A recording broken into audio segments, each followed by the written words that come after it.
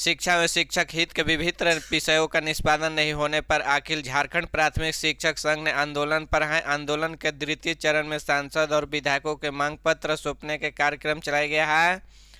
संघ ने जिला अध्यक्ष संजय कुमार ने बताया कि शिक्षकों के लिए सुनिश्चित वित्तीय उन्नयन योजना के स्वीकृति छठे वेतनमान में 1 जनवरी 2006 से पूर्व नियुक्त शिक्षकों के लिए न्यूनतम आरंभिक वेतन के विसंगति का निवारण, अंतर जिला स्थानांतर, लंबित विषयों के निष्पादन हेतु रचनात्मक सहयोग है। अपेक्षा के अनुरोध किया गया है कि संजय कुमार ने बताया कि द्वितीय चरण में 19 नवंबर को रांची कूच कर मुख्यमंत्री का घेराव किया जाएगा। 2 बंदूक और 8 गोली के साथ पलामू पुलिस ने 4 लोगों को गिरफ्तार किया है। शुक्रवार को पलामू के एसपी चंदन कुमार सिन्हा ने प्रेस कॉन्फ्रेंस करके जानकारी दी। उन्होंने बताया कि 17 नवंबर को पलामू के देवरी ओपी चेकपोस्ट पर चेकिंग की जा रही थी। इसी क्रम में हुसैनाबाद की ओर से आने वाली एक स्कॉर्पियो JH14DO 449 को जब रोकने का प्रयास किया गया तो चालक भागने लगा। किसी तरह की गाड़ी को रोका गया। तलाशी लेने पर गाड़ी को 2 बंदूक 8 गोली बरामद की गई। हथियार को कब्जे में लेकर उसे सवार सुभाष कुमार, फिरोज अंसारी, आनंद कुमार और तौहीद अंसारी को गिरफ्तार कर लिया गया। हथियार के साथ गिरफ्तार मुख्य आरोपी सुभाष कुमार कर्ज के मुक्ति पाने के लिए अमरस की सप्लाई कर रहा था। एसपी ने बताया कि सुभाष कुमार को अनुसार उसने अपने एक जान पहचान वाले बिहार निवासी से कर्ज लिया था। जब वह काफ़ी समय के बाद कर्ज चुकाने का असमर्थ हुआ तो उसी आदमी को उसके अपने प्रस्ताव रखा, अगर वह हथियार पहुंचाने की मदद करेगा तो सारा कर्ज माफ़ कर दिया जाएगा।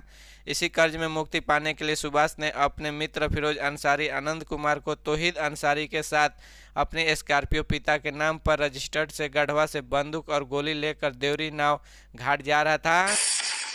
झारखंड में डीपीएस बोकारो के एक छात्र अंजलि शर्मा ने औंठा सुरक्षा उपकरण तैयार किया है। उनके एक खास घड़ी बनाई है जिसके नाम पर girls safety automatic calling watch कर दिया गया। इस घड़ी के मदद से मुश्किल में फंसी महिला और लड़कियों का बस एक बटन दबाकर अपनी हिफाजत कर सकेगी। घड़ी का बटन दबाते ही परिजनों और पुलिस के पास कॉल चला जाएगा, साथ ही एसएमएस भी चला जाएगा। अंजलि ने इस घड़ी को बनाने का संकल्प उस समय लिया था कि जब वह छोटी बच्ची थी। अंजलि के मां बस में सफ़र करती थी, उसी दौरान उनके साथ एक घटना हुई। उसी को ध्यान रखते हुए अंजलि ने यह घड़ी बनाई है।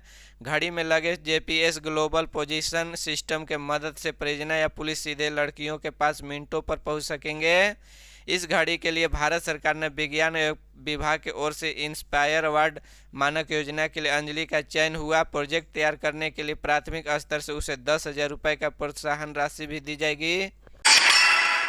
झारखंड में नगर निकाय चुनाव की तैयारियों अंतिम चरण में है। राज्य निर्वाचन आयोग ने जहां नगर निगम, नगर परिषद तथा नगर पंचायतों के महापौर अध्यक्षों के पद आरक्षण तय कर दिया है, वही चुनाव को लेकर सभी आवश्यक दिशा निर्देश उपायुक्त सह जिला निर्वाचन पदाधिकारी को दे दिए हैं। निर्वाची या सहायक निर्वाचन पदाधिकारियों की भी सूची आयोग ने जारी कर दी है। अगले माह 22 तारीख को हो सकता है। हालांकि राज्य निर्वाचन आयोग राज्यपाल रमेश बैस के स्वीकृति के बाद ही निकाय चुनाव की तारीख की घोषणा करेगा। उम्मीद है इसी के साथ राज्य का निकाय चुनाव क्षेत्रों के आचार संहिता लागू हो जाएगी। चुनाव का एक चरण में ईवीएम के माध्यम से होना है। मालूम हो कि गुरुवार को चुनाव आयोग ने झारखंड नगर निकाय चुनाव के लिए सभी नगर निगम और नगर पंचायतों में चेयरमैन के पद के लिए आरक्षण की घोषणा कर दी है।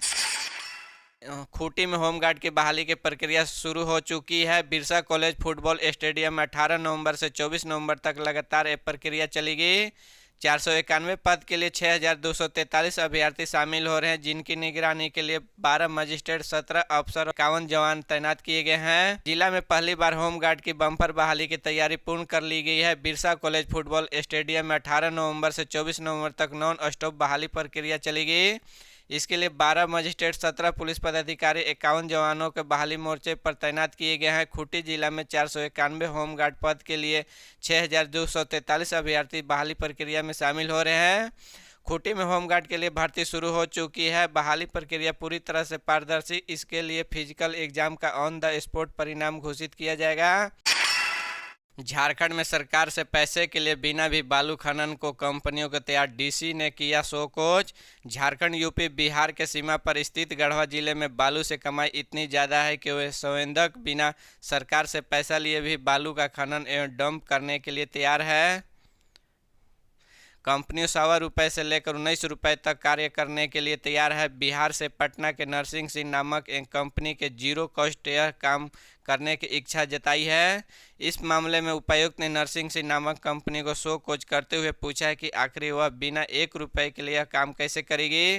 झारखंड राज्य खनिज निगम लिमिटेड की ओर से गढ़वा जिले के केतार प्रखंड स्थित डूमर सोन नदी बालू घाट से स्टॉक यार्ड का बालू पहुंचाने के लिए पिछले महीने ऑनलाइन जमशेदपुर के NH 33 पार्टी स्थित सिटी ने इन होटल के कैंपस में बनी 4 मंजिला बिल्डिंग बीते रात 12 बजे के बाद अपने आप पूरी तरह धराशायी हो गई है। आपको बता दें कि 2 दिन पहले ही यह बिल्डिंग अपने आप 3 फीट पीछे की तरह झुक गया था, जिससे इस बिल्डिंग में रहने वाले कौशल विकास केंद्रों के छात्रों ने हड़कंप मच गया था।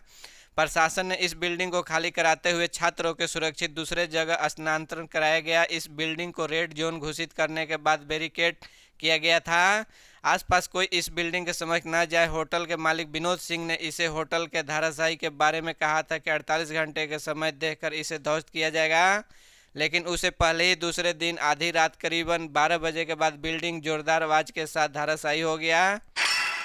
झारखंड के धनबाद में खदान धंसने के मामले सामने आया है। पूरा मामले अवैध खनन का बताया जा रहा है कि अवैध खनन के दौरान ये हादसा हुआ। हादसे में लगभग 30 से 35 मजदूरों के दबे होने की आशंका है। घटना धनबाद के निराशा के बताई जा रही है। CCL मुगा क्षेत्र अंतर्गत का आउटसोर्सिंग कोलियरी यह बड़ा हादसा हुआ है। शुक्रवार सुबह लगभग 6 बजे के बताई जा रही है। बताया जा रहा है कि अवैध खनन के दौरान अचानक चाल धंस गई है, जिसमें कई मजदूरों दब गए। साथ ही जो जानकारी सामने आ रही है उसके मुताबिक जो मजदूर दबे हुए स्थानीय नहीं, हालांकि लोगों के दबने का पुष्टि नहीं की गई है।